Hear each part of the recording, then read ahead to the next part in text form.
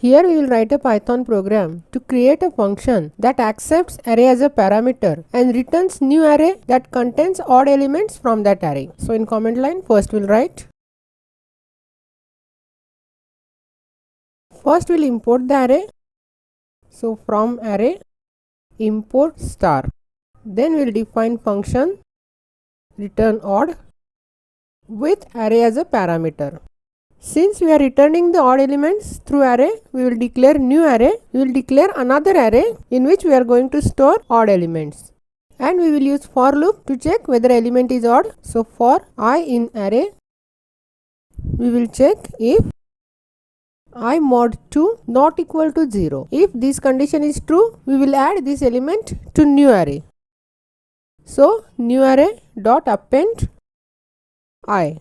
And after completing for loop, we will return this new array. So return new array.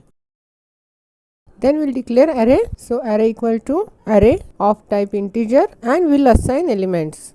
And we will initialize the array values. And we will call this function return odd in print statement. So print return odd and we will pass array as a parameter. Then we will execute this. It will print odd element as 3, 5, 7, 9.